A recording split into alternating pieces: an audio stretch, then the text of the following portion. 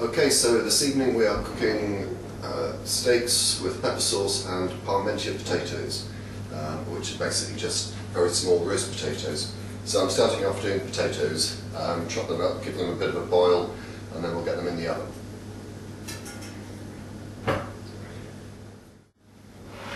So I've cut up the potatoes, I don't know whether you can see them there, this little, about the size of a dice or something like that. I say into the boiling water for a few minutes.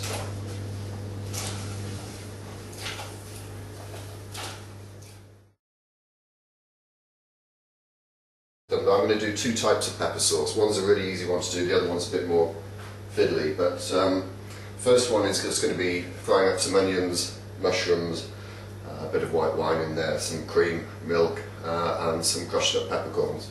So I'll get on with chopping up those. Okay, so I've chopped up those bits ready, but the potatoes probably had enough now. They only need about 5 minutes, so I'll get those in the oven and then we'll get on with the sauce.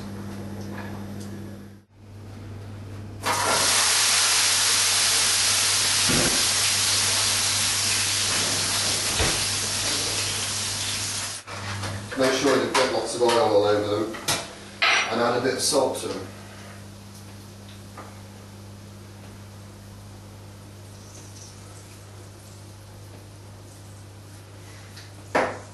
I'll go in the oven, they'll probably take about 40 minutes or so, maybe a little bit longer.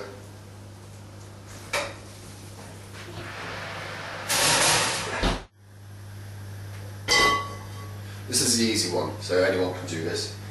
I've finely chopped up some onion, got some mushrooms there, and got some black peppercorns that I'll crush up in a minute. Okay, so we'll start with the onions. Just want them to sweat off for a few minutes, and then I'll put the mushrooms in because they won't take quite as long.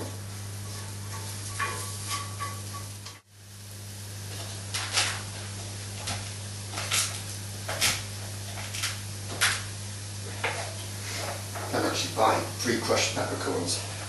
Sounds like that, you wonder why you didn't.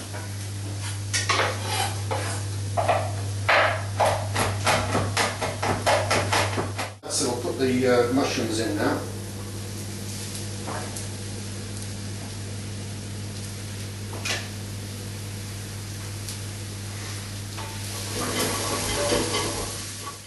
Okay, so once the mushrooms have been in for a few minutes, a splash of white wine.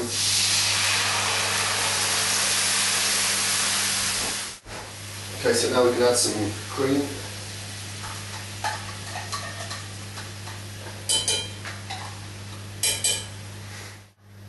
Then load of these peppercorns and a bit of salt. That's it. Just going to add one more thing, which is just about half a teaspoonful of Dijon mustard. Just give it a little more bite. Okay, for pepper sauce number 2, I'm melting some butter.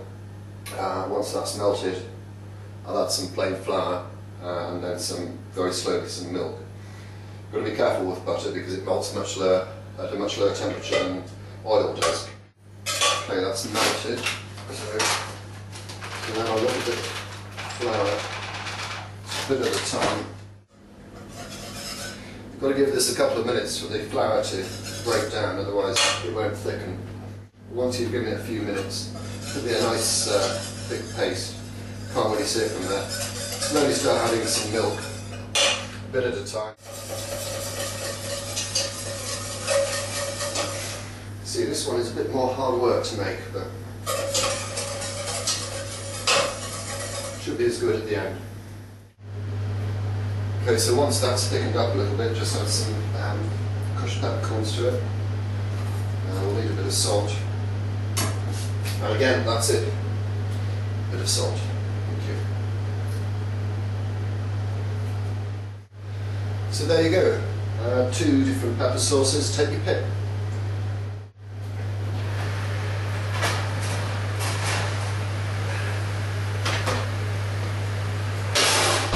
I'm not sure you can see those, but they look wonderful.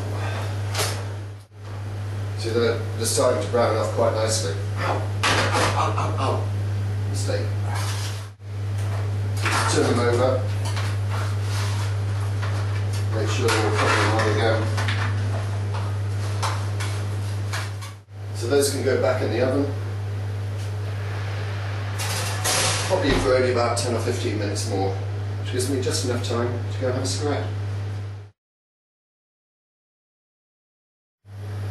So as I say, 2 fillet steaks, all I've done is put some salt and pepper on either side of them into the frying pan. I'm going to do 1 medium and 1 rare. They are quite thick though, so I think they'll take some time. So as I say, I think it's time for the potatoes to come out. Let's check. Oh yes, they're ready now.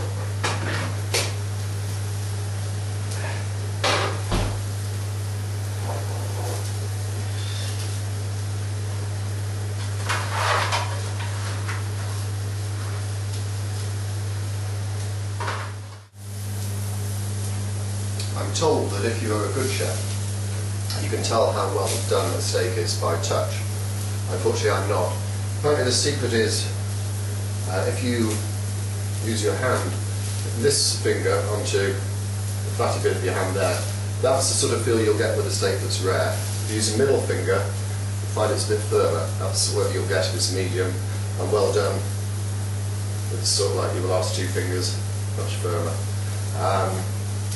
I think it's experience and I haven't got enough, so it's a bit of guesswork with me. Okay, we'll get the next one in. You get some idea of how they're doing by looking at the side of them, but not ideal.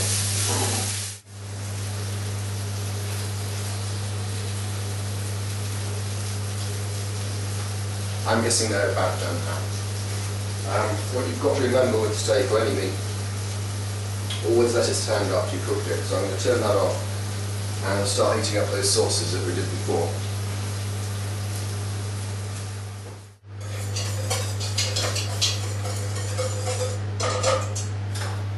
Okay, so the sauces are heated up and the steaks have rested. It's time to start plating up.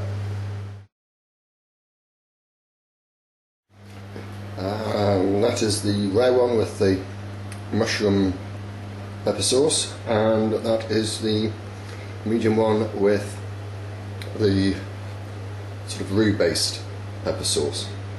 So let's go and see how they taste.